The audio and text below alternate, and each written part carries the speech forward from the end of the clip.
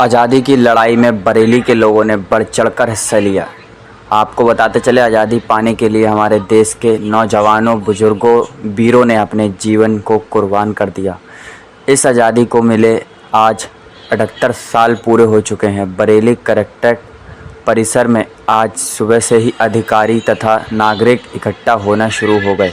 जिलाधिकारी बरेली रविंद्र कुमार ने कलेक्ट्रेट परिसर में ध्वजारोहण किया और राष्ट्रगान के उपरांत इन वीर जवान जिन्होंने आज़ादी के लिए अपने जीवन की आहुति दी थी तथा ऐसे जवान जो बॉर्डर पर देश की रक्षा करते हुए शहीद हो गए, उनके परिवार को सम्मानित किया। जिलाधिकारी रविंद्र कुमार ने बरेली के बारे में भी लोगों को बताया कि बरेली के लोगों का आज़ादी की लड़ाई के लिए कितना बड़ा योगदान रहा।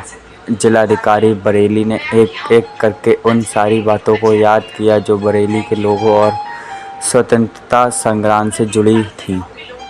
आज़ादी पाने तक यहाँ के लोग स्वतंत्रता की लड़ाई में सदैव किसी न किसी रूप में 1857 की लड़ाई का मूर्त रूप आपके पुरानी जेल में जो खान बहादुर खान का दरगाह है, जो ईदगाह है, वहाँ देखने को मिलता है। उस जेल में जिन लोगों ने अपना समय बिताया उनकी सूची भी वहाँ है, जिसमें मैं एक का नाम नहीं लेना चाहूँगा, काफ़ी लोगों की सूची है। और 1857 के बाद आप देखिए कि 1921-22 में असहयोग आंदोलन हुआ। असहयोग आंदोलन के पहले यहाँ राष्ट्रपिता महात्मा गांधी ने भी 1920 में भ्रमण किया था।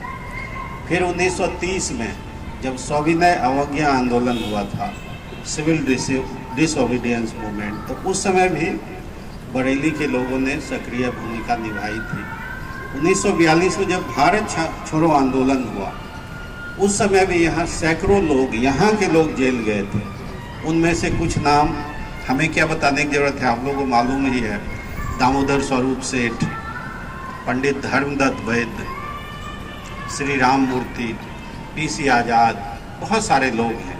मैंने तो 3-4 लोगों का नाम लिया। तो ये ऐसी धरती है जिनका स्वतंत्रता की लड़ाई में काफ़ी बड़ा योगदान रहा। कुछ लोगों ने अपनी जान की कुर्बानी दी, कुछ लोगों ने अपने जीवन का बहुमूल्य समय जेल में बिताया और कुछ लोगों ने अन्य तरीके से योगदान दिया। तो उन लोगों को याद करने का ये दिन है। और मैं यहाँ चूँकि कलेक्ट्रेट परिसर में झंडा फहरा रहा हूँ, तो सबसे पहले मैं कलेक्ट्रेट के जो हमारे अधिकारी कर्मचारीगण हैं उन्हीं से अपील करूँगा कि वैसी जितनी भी फैमिली है, आज हम कुछ फैमिली को सम्मानित भी कर रहे हैं, लेकिन असली सम्मान तब होगा जब प्रशासनिक कार्य में कहीं कुछ काम रुका हो, कहीं कुछ बाधा पहुँच रही हो, तो उसको हम लोग तत्परता से मिनिमम समय में उनका काम कर दें। ये सबसे बड़ा उनको याद करने का एक तरीका होगा।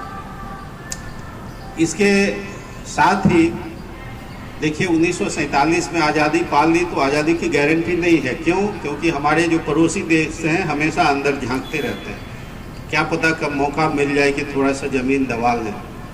तो उनकी सरहद की सुरक्षा के लिए बहुत सारे लोगों ने, सरहद पे हमारे सैनिकों ने जान की कुर्बानी दी। तो उनका भी योगदान कम नहीं है। चूँकि एक बार आज़ाद हुए, लेकिन हमेशा हम आज़ादी का सांस ले सकें, इसके लिए वो लोग सरहद पे जान की कुर्बानी दे रहे हैं। तो मैं दूसरा अपील ये भी करूँगा कि यहाँ से जो भी सैनिक जिन्होंने सरहद पे जान की कुर्बानी दी है, उनके भी परिवार का अगर कोई सरकारी काम बचा हो तो उनको भी तत्परता से कर दें। और ये मैं सही में भाषण के रूप में नहीं, सही में तहे दिल से ये अपील कर रहा हूँ सारे अधिकारी कर्मचारीगण से। हालांकि मुझे लगता है कि पेंडिंग नहीं होगा, बहुत कम होगा, चूँकि करूँगा। देखिए, अभी 13 अगस्त से हर घर तिरंगा कार्यक्रम चालू है और आप देखेंगे कि घरों पर, दुकानों पर, शैक्षणिक संस्थानों पर, अन्य जो वाणिज्यिक प्रतिष्ठान हैं, अन्य कोई बिल्डिंग है जहाँ लोग अपना समय व्यतीत करते हैं, वहाँ पे तिरंगा लगा हुआ है। लोग अपने गाड़ी पर भी तिरंगा लगा के चलते हैं। लेकिन ये आम चीज़ है कि कभी कभी तिरंगा झुक जाती है, गिर जाती है, हवा आया गिर गया, कहीं नीचे नाली में गिर गया, कहीं फट गया, गंदा हो गया। तो ऐसी स्थिति में मैं आज के जो नवयुवक हैं जिनको सोशल मीडिया में छाने का ज़्यादा चस्का है, ज़्यादा से ज़्यादा कमेंट और लाइक पाने का चस्का है, वो सोचते हैं कि तिरंगा का एक वीडियो डालेंगे तो बहुत सारे लोग पसंद करेंगे, बहुत सारे लोग कमेंट करेंगे। इस चस्के में वो उसका जो तिरंगा नीचे गिरा हुआ है, गंदा है, फटा चिटा है, झुक गया है, उसको सही करने की बजाय उसका वीडियो बना के सोशल मीडिया पे डाल देते हैं। ये जो हमारे स्वतंत्रता सेनानियों ने जान की कुर्बानी दी, ये उनके प्रति आदर नहीं है, ये अनादर है।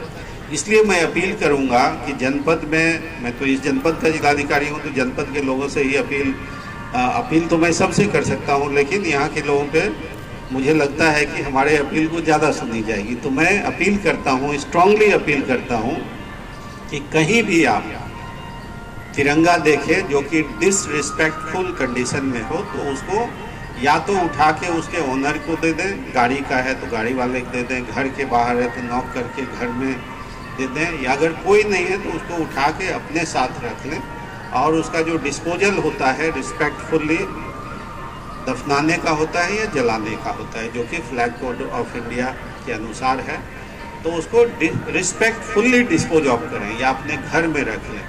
अगर घर में भी रखते हैं तो बाद में उसका यूज नहीं करना है, कभी रुमाल बना लिया, कभी टेबल क्लॉथ बना लिया, कभी उसमें सामान बांध रहे हैं, कभी उसका टी शर्ट बना लिया, नहीं,